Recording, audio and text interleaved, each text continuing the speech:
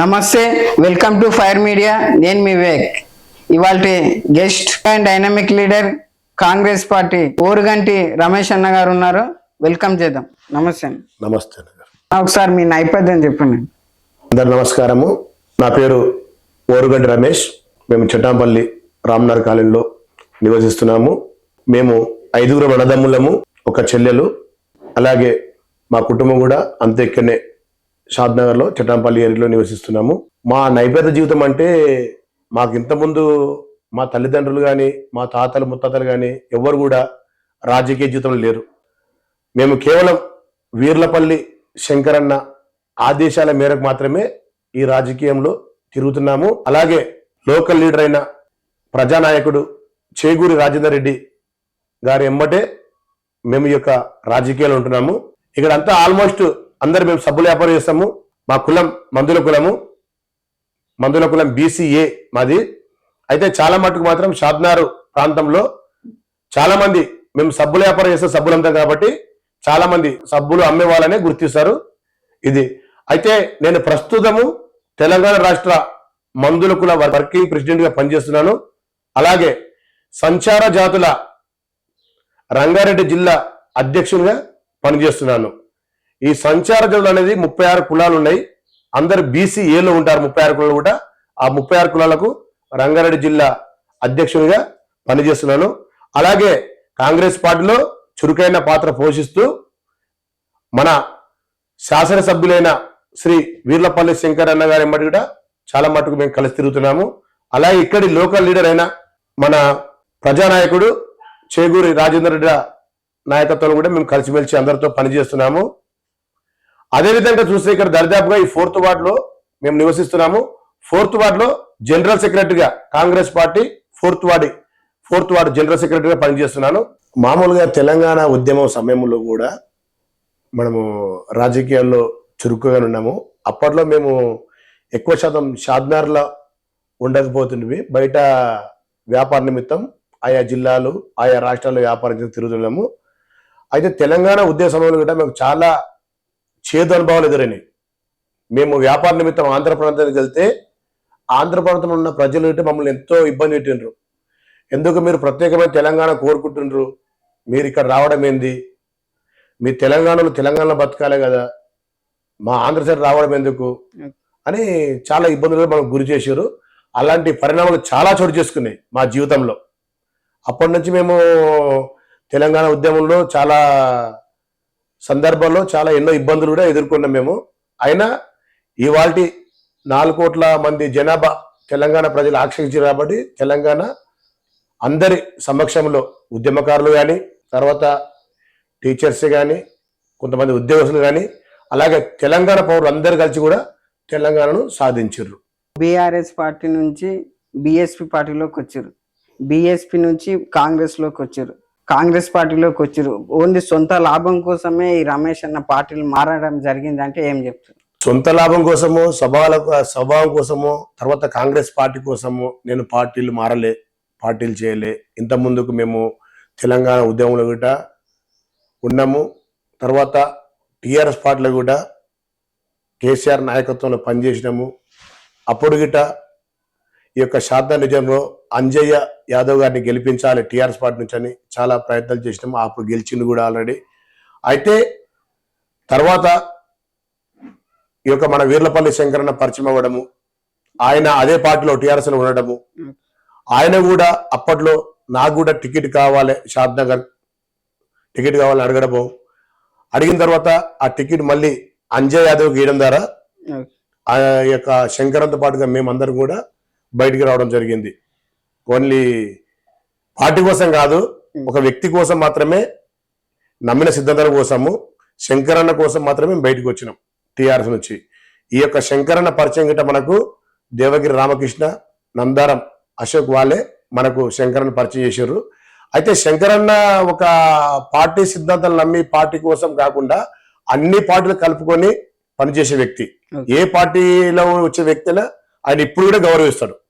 ఇప్పుడు కాంగ్రెస్ పార్టీలో ఉండి కాంగ్రెస్ పార్టీ నుంచి ఎమ్మెల్యే శంకరన్న అయింది కాబట్టి ఆయన కాంగ్రెస్ పార్టీని గౌరవించాలని కాదు, ప్రతి ఒక్క వ్యక్తిని గౌరవించే వ్యక్తి. ఆయన కోసమే TRS నుంచి బీఎస్పీకి వెళ్ళడం జరిగింది. బీఎస్పీ నుంచి ఆయన కాంగ్రెస్ వచ్చిండు, మేము కూడా అందరు కూడా కాంగ్రెస్ లోకి వచ్చినాం. మీ కాంగ్రెస్ పార్టీ పరిపాలన ఎలా ఉందంటే మీరు ఏం చెప్తారు స్ట్రేట్ ఫార్వర్డ్ గా? కాంగ్రెస్ పార్టీ పరిపాలన ఎలా ఉందంటే టీఆర్ఎస్ మేలుగానే ఉంది. ఇప్పుడైతే ప్రజలు అన్నప్పుడు 100% ప్రజలు ఉంటారు కాబట్టి ఏ పథకాలు పెట్టినా, ఏ సంక్షేమ పథకాలు పెట్టినా, ఏది పెట్టినా 100% ఎవరికి ఏ పార్టీలో కూడా అందదు. మినిమం 90, 92%, 93% ప్రతి ఒక్కరికి అందినాయి ఫలాలు. ఉచిత కరెంటు గాని, రైతు రుణమాఫీ గాని, ఇవి చాలా మందికి ప్రతి ఇంటికి వెళ్ళాయి. ఇవి యాక్చువల్గా నేనుంటే ఇంట్లో కూడా నాకు ఉచిత కరెంట్ వస్తుంది, 5 రూపాయలకి సిలిండర్ కూడా మనకు వస్తుంది. అవన్నీ సంక్షేమ పథకాలు వచ్చినాయి. కానీ దీనిలో కొంతమంది అర్హులు కాని వాళ్ళు మాత్రమే, ఈ యొక్క పథకాలకు ఎవరైతే అర్హులు కారో వాళ్ళు మాత్రమే బయట ఈ ప్రచారం చేస్తారు. మాకు రాలేదు, ఇక్కడ రాలేదు, అక్కడ రాలేదు ప్రచారం చేస్తారు. అంతేగాని ప్రతి ఒక్కరు నాకు తెలిసేది 90% పబ్లిక్ అందరికి అందినాయి. ఎవరైతే అర్హులు కాలేరో వాళ్ళకి మాత్రం రాలేవు. ఈ ప్రతి రావాలంటే ప్రతి ఒక్క అర్హత ఉండాలి. ఇప్పుడు ఉచిత కరెంటు బిల్లు, సపోజ్ ఉచిత కరెంటు బిల్లు గృహలక్ష్మి రావాలంటే, గృహజ్యోతి రావాలంటే ఏం చేయాలంటే దానికి 200 యూనిట్ల కంటే తక్కువ వాడిన వాళ్ళకే ఆ యొక్క గృహజ్యోతి బిల్లు 0 బిల్లు వస్తుంది. 200 యూనిట్ల కంటే ఎక్కువ వాళ్ళకి రాదు కదా. అట్లా వాళ్ళు ప్రచారం చేస్తారు ఇవన్నీ కొన్ని విషయాల్లో. రైతు రుణమాఫీ కూడా 2 లక్షల రూపాయల వరకు రైతు రుణమాఫీ ఉంది. 2 లక్షల రూపాయల పైన రైతు రుణమాఫీ లేదు. కొంతమందికి పాస్బుక్ లో కరెక్ట్ గా కొన్ని లేకపోవడము, కొంత బ్యాంకు లింక్ లేకపోవడం వల్ల వాళ్ళకి కొంతమంది జరగలేవచ్చు. కానీ వాళ్ళు ఇవి ప్రచారం చేస్తారు. కానీ 90% మాత్రం అందరికి అయింది ఆల్రెడీ. ఎవరికైతే అర్హత కలిగి ఉందో వాళ్ళందరికీ 90% ప్రతి ఫలము అందుతుంది. ఈ యొక్క కాంగ్రెస్ సర్కార్ వచ్చిన తర్వాత రేవంత్ రెడ్డి ప్రజా ప్రభుత్వంలో ప్రతి ఒక్కరు కూడా ప్రతి ఒక్క సంక్షేమ అభివృద్ధి జరుగుతూనే ఉంది.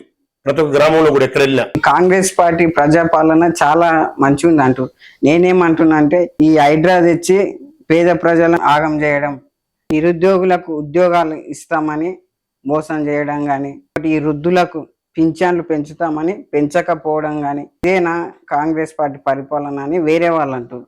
దానిపైన మీరేమంటారు? ఇప్పుడు బీఆర్ఎస్ సాయంలో దరిదాపుగా 9.5 సంవత్సరాలు వాళ్ళు పరిపాలించారు. ఉద్యోగాలు ఇస్తాండ్రు, ఉద్యోగాలు ఇల్లే. కాంగ్రెస్ ప్రభుత్వం, ఈ యొక్క ప్రజా ప్రభుత్వం వచ్చినాక దరిదాపుగా 57,000 మందికి ఉద్యోగాలు వచ్చినాయి.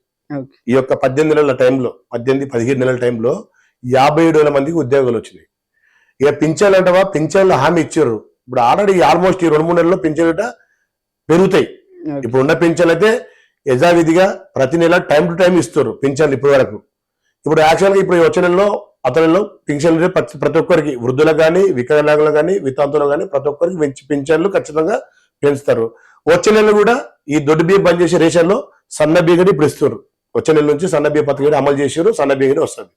అలాగే నిరుద్యోగ యువతకు అన్నారు కదా, నిరుద్యోగ యువత గిట, నిరుద్యోగుల గిట 50,000 నుండి 4 లక్షల రూపాయలు వరకు, 4 లక్షల రూపాయల వరకు అందరూ ఆ అప్లికేషన్ చేసుకోమని హామీ ఇచ్చారు. 600 కోట్ల రూపాయలు ఈ యొక్క తెలంగాణ కాంగ్రెస్ ప్రజా ప్రభుత్వము ఆర్డర్ 600 కోట్లు ఇచ్చిస్తుంది.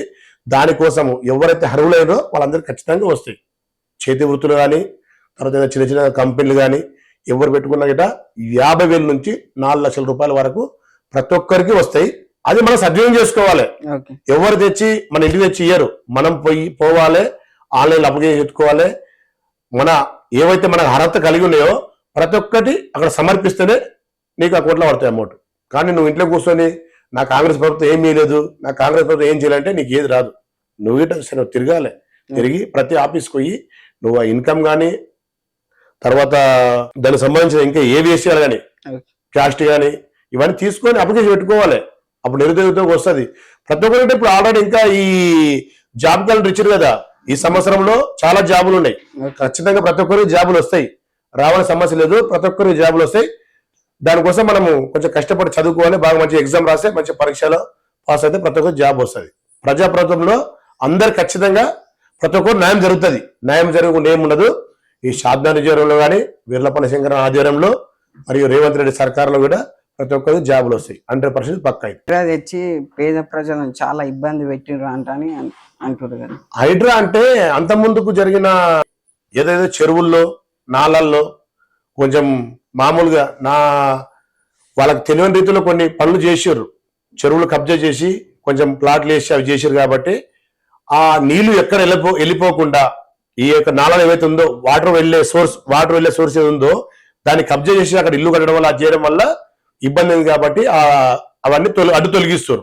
అంతేగాని పేద ప్రజల కడుపు ఎక్కడ కొట్టలే.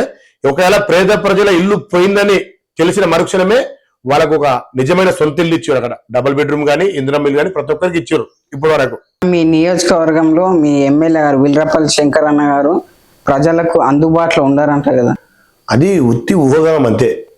వీర్లపల్లి శంకరన్న షాద్నగర్ అందుబాటులో ఉండడం ఉత్త ఊహగానం. వాళ్ళు రానికే ఇష్టం లేక అవి చెప్తారు. ప్రతిరోజు వీర్లపల్లి శంకరన్న ఎమ్మెల్యే క్యాంప్ ఆఫీసులో ఉదయం 8 నుంచి ఖచ్చితంగా అందుబాటులో ఉన్నాడు. వాళ్ళు కాంగ్రెస్ పార్టీ నాయకులే కాకుండా ఇతరుల షాద్నగర్ నిజంలో ఉన్న ప్రతి ఒక్కరు ఎవ్వరు వచ్చినా ఆప్యాయంగా పలకరిస్తాడు, అందరితో మాట్లాడతాడు, వాళ్ళ సమస్యలు వింటాడు. వాళ్ళ సమస్యలు అప్పటికప్పుడే అక్కడే పరిష్కరించి పంపిస్తాడు. అది ఆయన నైజం. వేరే పార్టీ నాయకులు వచ్చినా సరే, కాంగ్రెస్ వాళ్ళు కాకుండా వేరే పార్టీ వచ్చినా అందరి కలుపుగోలుగా ఉండే మాట్లాడే వ్యక్తి వీర్లపల్లి శంకరన్న. బ్రదర్, మీరు ఉన్నటువంటి ఏరియాలో ఇక్కడ రైల్వే బ్రిడ్జ్ అనేది కన్స్ట్రక్షన్ పూర్తి ఆగిపోవడం జరిగింది. అది ఎందుకు పూర్తి చేస్తలేరు మీ ప్రభుత్వం? ఆ యొక్క చట్టాంపల్లి రైల్వే బ్రిడ్జ్ అనేది ఆల్రెడీ యాక్చువల్గా మొన్న 2 నెలల క్రితము కోమటిరెడ్డి వెంకటరెడ్డి గారు వచ్చినప్పుడు కూడా, అలాగే సీతాకు వచ్చిన కూడా ఆ ప్రతిపాదన తీసుకెళ్లారు. అంతకుముందుకు బీఆర్ఎస్ ప్రభుత్వం కేటాయించిన బడ్జెట్ సరిపోవట్లేదు కాబట్టి దాని వైయాకారంలో, అంటే ఒకవైపు కాకుండా 2 సైడ్ ఆ బ్రిడ్జ్ చేయాలని ప్రతిపాదనతో మొన్న రీసెంట్ గిట కోమటిరెడ్డి వెంకటరెడ్డి మంత్రివర్గతోని మరియు అలాగే గవర్నర్ మంత్రులు సీతక్క గారితో మాట్లాడిట దానికి ఇంకా ప్రత్యేకమైన బడ్జెట్ కేటాయించారు. అది తొందరలో పూర్తి అయిపోతుంది. ఈ యొక్క కాంగ్రెస్ పార్టీ వీర్లపల్లి శంకర్ ఉన్న 5 సంవత్సరాల్లో ఖచ్చితంగా 100% పూర్తి చేపిస్తాం. 100% పూర్తి అయిపోతుంది ఖచ్చితంగా. నియోజకవర్గం మొత్తంలో సెటిల్మెంట్లు చాలా జరుగుతాయి అంట అని వినడం జరిగింది. అది ఎంతవరకు వస్తుంది? కాంగ్రెస్ పార్టీ వస్తే సెటిల్మెంట్ అనేది అవాస్తవం. అది సెటిల్మెంట్లు, భూదందాలు, భూ కబ్జాలు అనేవి ఏముండవు. కాంగ్రెస్ పార్టీ అంటే ప్రజా పార్టీ, ప్రజాప్రభుత్వం. ఈ రోజు చూసినట్టయితే ఈ యొక్క ఉన్న ప్రజాప్రభుత్వంలో గౌరవనీయులు శ్రీ రేవంత్ రెడ్డి గారిని ఎవరిని వెళ్ళి కలిసడానికి ఆస్కారం ఉంది. ఇంతకుముందు పరిపాలనతో బీఆర్ఎస్ పార్టీ పరిపాలనలో అప్పుడు ఆ యొక్క మాజీ సీఎం కేసీఆర్ కలిసే అవకాశాలు ఎవరికి లేవు. ప్రజాపాలన అన్నప్పుడు ప్రజల పాలన కాబట్టి అందరూ స్వేచ్ఛగా బతకవచ్చు. ఈ భూ కబ్జాలు, సెటిల్మెంట్, భూదందాలు అనేటివి ఏమీ లేవు. అవి చేసే వాళ్ళు ఉంటారు కొంతమంది. ఈ పార్టీ ఉన్నా ఆ పార్టీ ఉన్నా ఎప్పుడున్నా చేసే వాళ్ళు చేస్తూనే ఉంటారు. కానీ ప్రత్యేకంగా ఒక పార్టీకి అనేది ఏముండదు. అది మామూలుగా జరిగేది జరుగుతుంటాయి. కానీ ప్రతి ఒక పార్టీకి లింక్ పెట్టడం సరైనది కాదు. అది ఎవరు చేయాలి చేస్తూనే ఉంటారు.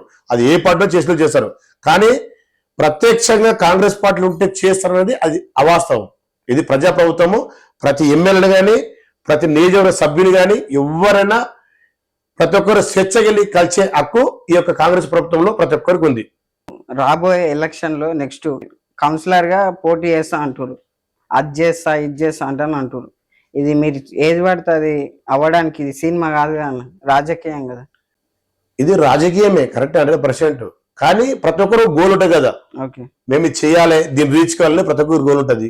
అట్లా ఒక్కొక్కరు గోల్ ఒకలాగా. నా గోల్ ఈ విధంగా ఉంది, నేను ఇది కావాలని నేను అనుకుంటున్నాను. అది తర్వాత అది ప్రజానిర్ణయం. మనం చేసే పని మనం చేస్తాం, అది ప్రజానీయం. ప్రజలు గెలిపించేది వాళ్ళ చేతిలో ఉంది. కానీ మనం ఖచ్చితంగా నేను ఇది కావాలని శాసనం అయితే ఏం లేదు కదా. ఖచ్చితంగా మనం చేసే పని మనం చేయాలి. అది ప్రజా తీర్పు ఎలా ఉందో అలాగుంటది. అన్న, మీరు 4th వార్డుకు కౌన్సిలర్ గా పోటీ చేయాలనుకుంటారు. మీకేమన్నా ప్రణాళిక ఉందా? 4th వార్డుకు నేను పోటీ చేయాలనుకున్నది నిజమే. ఆ యొక్క మన గౌరవనీయులు షాద్నగర్ శాసనసభ్యులు వీర్లపల్లి శంకరన్న ఆధ్వర్యంలో మరియు ఇక్కడ స్థానిక ప్రజానాయకుడు చేగూరి రాజేందర్ రెడ్డి గారి నాయకత్వంలో కలిసి నేను ఈ యొక్క 4th వార్డుకు కౌన్సిలర్గా పోటీ చేయాలని అనుకుంటున్నాను. అయితే ఇక్కడ ముఖ్యంగా చూడడం వల్ల మా యొక్క కాలనీలో ఎక్కువ శాతం సీసీ రోడ్లు లేవు. తర్వాత అండర్ డ్రైనేజ్ వ్యవస్థ, అలాగే పిల్లలకు ఆడుకున్నటకు ఒక గ్రౌండ్ కానీ స్టేడియం కానీ లేదు. అలాంటి విషయాలు. ఇంకేంటంటే ప్రజలకు ఈ యొక్క 4th వార్డులో ఉన్న వారికి ప్రతి ఒక్కరికి అందుబాటులో ఉండాలని నా ఆశ. ఎవరు ఫోన్ చేసినా 100% వాళ్ళ ఫోన్కు స్పందించాలని నా ఆశ. ఇదే సరైన మార్గం నేను ఎంచుకుంటున్నా. ఎందుకంటే వాళ్ళకు మనమైతే ఈ యొక్క ప్రజలకు మనం ఏం ఆస్తులు అంతస్తులు ఇయ్యము, వాళ్ళకు అందుబాటులో ఉండి నేను మీకున్నా, నేను ప్రతి పని చేస్తా అని చెప్పడమే ముఖ్యమని నేను భావిస్తున్నాను. దానికోసం ఇక్కడ స్థానిక లీడర్ అయిన చేగూరు రాజేందర్ రెడ్డి గారు మరియు శాసనసభ్యులు వీర్లపల్లి శంకరన్న గారి నాయకత్వంలో పనిచేయాలని నేను మనస్ఫూర్తిగా భావిస్తున్నాను. నెక్స్ట్ రాబోయే ఎలక్షన్లో, స్థానిక ఎలక్షన్లో మీరు కౌన్సిలర్గా పోటీ చేస్తురని మాకు తెలిసింది. నిజంగానే పోటీలో ఉంటారా? ఇప్పుడు రాబోయే ఎలక్షన్లో, స్థానిక మున్సిపల్ ఎలక్షన్లో ఖచ్చితంగా 4th వార్డు నుంచి పోటీ చేయాలనుకుంటున్నాను. పోటీ చేస్తాము. దానికి మా స్థానిక ఎమ్మెల్యే గారు వీర్లపల్లి శంకరన్న గారు మరియు అలాగే స్థానిక కాంగ్రెస్ ప్రజానాయకుడు చేగూరు రాజేందర్ రెడ్డి ఆధ్వర్యంలో ఖచ్చితంగా పోటీ చేస్తా 4th వార్డులో. ఓకే, మీరు పోటీ చేస్తా అంటారు. ఒకవేళ మీ ఎంతో మంది నాయకులు అక్కడ, మీకు కాకుండా వేరే వాళ్ళకు ఛాయిస్ వస్తే అప్పుడు మీ పరిస్థితి ఏంటి? వేరే వాళ్ళకి ఛాయిస్ అంటే మనకైతే ఆల్రెడీ పోటీ చేయమని మనకు సిగ్నల్ ఇచ్చిండ్రు. ఓకే, ఆల్రెడీ ఇక మనము పోయినసారే పోటీ చేయాలనుకున్నాము. కాకపోతే కొన్ని సమస్యల వల్ల వేరే వాళ్ళకు టికెట్ ఇచ్చారు. దానివల్ల కూడా మనం వెనుకబడ్డాము. అయితే ఈసారి మాత్రం 100% ఖచ్చితంగా వీర్లపల్లి శంకరన్న నాయకత్వంలో, రాజేందర్ రెడ్డి నాయకత్వంలో ఖచ్చితంగా ఈసారి కౌన్సిలర్గా పోటీ చేస్తాం. 100% ఇది పక్క. వీర్లపల్లి శంకరన్న మీరు వ్యక్తిగతంగా ఎలా ఉంటారు?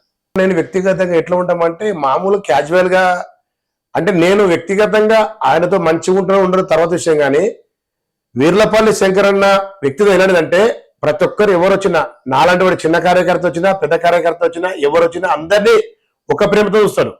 అందరు ఒకలాగానే, కార్యకర్త గాని, అతను నాయకుడు గాని, ఒక సర్పంచ్ హోదా ఉండని, జడ్పీటీసీ హోదా ఉండని, ఎమ్మెల్యే హోదా ఉండని, ఎవరున్నా సేమ్ అందరిని ఒకలాగానే ప్రేమిస్తాడు. తన పిల్లల్లాగానే మంచిగా చూసుకుంటాడు. వాళ్ళు అక్కడ ఎమ్మెల్యే క్యాంపస్కి వచ్చినా కానీ, తర్వాత అన్నతోని ఇక్కడ వేరే మీటింగ్ వెళ్ళి కానీ అందరిని మంచిగా ప్రేమిస్తాడు. అందరికి అందుబాటులో ఉంటాడు. వాళ్ళకి ఏమైనా అవసరం ఉన్నా తీరుస్తాడు. ఈజీ 100% అది మాత్రం పక్కా ప్రేమించడంలో ప్రతి ఒక్కరిని ప్రేమిస్తాడు. చిన్నోడు కానీ పెద్దోడు కానీ అందరు ఖచ్చితంగా ఆయన ప్రేమించే గుణం ఆయనకు ఉంది. బ్రదర్, మీ విలువైన టైం కేటాయించి మా ఫైర్ మీడియాకు ఇంటర్వ్యూ ఇచ్చినందుకు ధన్యవాదాలు. ఓకే, సంతోషం.